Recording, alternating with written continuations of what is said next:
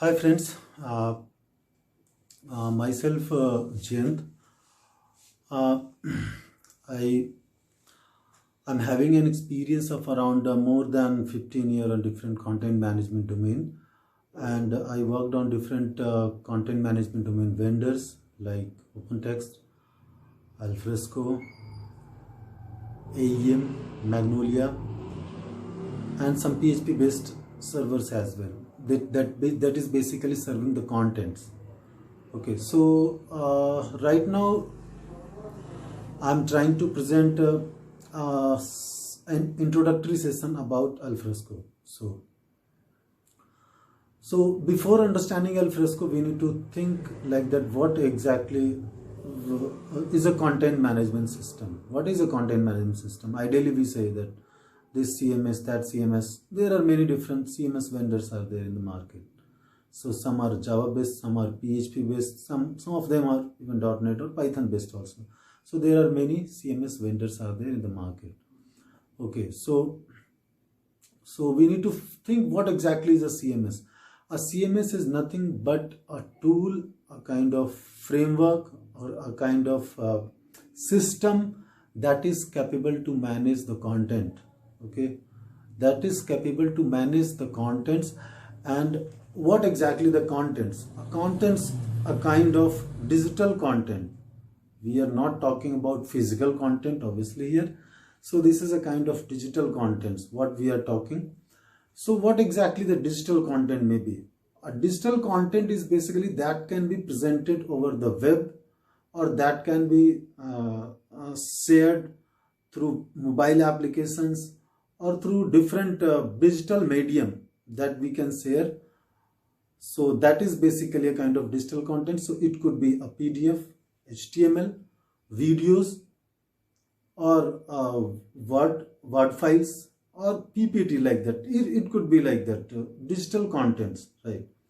So these are the digital content. So to manage this kind of digital content, we need a content management system. So why we need a CMS? Obviously, to manage the content, we need a content management system. So what would be the different use cases to have a CMS when we are going to introduce a new project or a product like that? Why we need a CMS? Okay. So because as the time increasing, the content is also increasing. So right now a website is serving some hundred or thousands of digital contents in form of web pages, in form of PDF, videos, audios, many could be like that. So to manage all these contents for the particular user, for the particular set of users, we need a content management system. So that is the basic purpose of a CMS, basically the digital content management system, management system. Basically this content management system is managing the digital content. Okay, so there are many CMS are there, different type of CMS are there. So alfresco is also one of the CMS, okay, that basically we use. So how we can say alfresco is a kind of CMS? Yes, alfresco is a CMS managing digital content, but alfresco is a content management system that can manage the content. So there are different kind of content management system.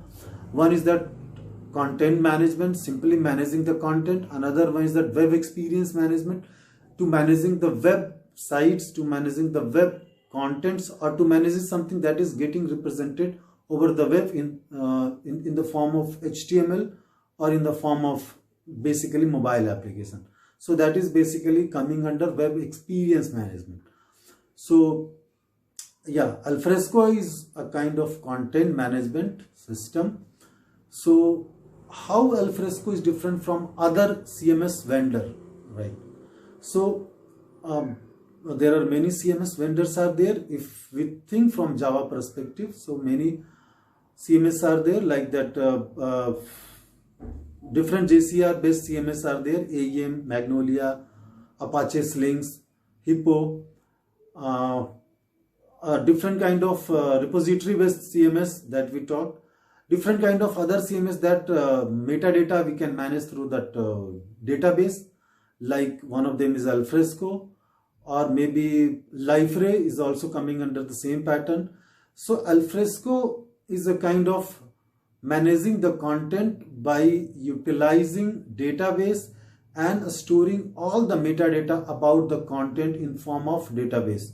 So that's why alfresco is a kind of content management system that is basically storing the content in their own repository, that is having their own specification, means they are applying some kind of security pattern on top of the content, so that only authorized user can access, and they are managing all that metadata about the content in different database.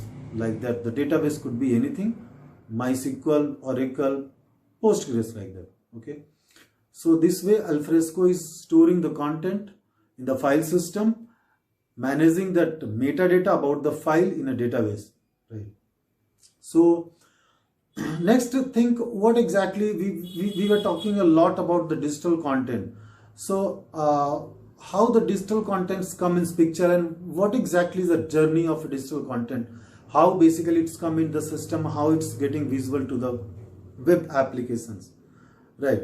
So first a users comes onto the system, create a digital content, or maybe upload a digital content. Since the system does not know, so system knows only the files, right? So a users come, upload a files, maybe a static file, maybe a PDF, maybe a videos, maybe office files, like that. The entry of the contents comes in alfresco, and then we are applying some sort of workflow, or we can say some sort of activities on top of the content, maybe like that. When a new contents comes in the picture, then what exactly the metadata we have to apply, and what exactly the metadata we need for the content, that we have to store along with the content. So basically it's a kind of initiating a workflow. That workflow is responsible for associating the set of activities, associating the set of metadata for the contents, and after that applying that authorization rules, means who is the person who is going to access these contents, and to whom we are going to allow this content to be accessible, to whom we are going to not allow this content. So basically a set of group can access the content, a set of group can maybe read the content and modify the content. So basically this is known as collaborations. So basically applying the collaborations metadata activities on top of the content, and after that maybe some kind of transformation engine. It may be like that. Maybe we are going to transform the content from one form to different forms. So basically we are going to apply some transformation activities on that contents. Okay, and after that the final contents, the final outcome, what we can say, that is available for the end user. So that is available for the end user, that is available to the end user in different way, like that, either the web or either the mobile or either through mails, whatever, like that. So every content is a kind of unique identity that is available to the end targeted user, targeted audience, in form of different presentational way, like that. Okay, so this is a kind of journey for content management system, a digital content. Okay, now we have to think basically what are the major components that we have in alfresco. So means how this complete system is working. Obviously this is a kind of system. That system is composed of small subsystem. Every subsystem is having their unique part or job to do, or unique set of activities to do. So a system is made of different small subsystem. Everyone is having their own roles to do that, and everyone having that their own technology stacks to do that. So whenever we are saying that major components of an alfresco, so the first thing that is coming in the picture, that is app server. Okay, So when we are saying app server may be that kind of container that is having a container that is having the capabilities to present the content, because right now most of that system right now basically looking for a content in a form of REST services or in a form of web.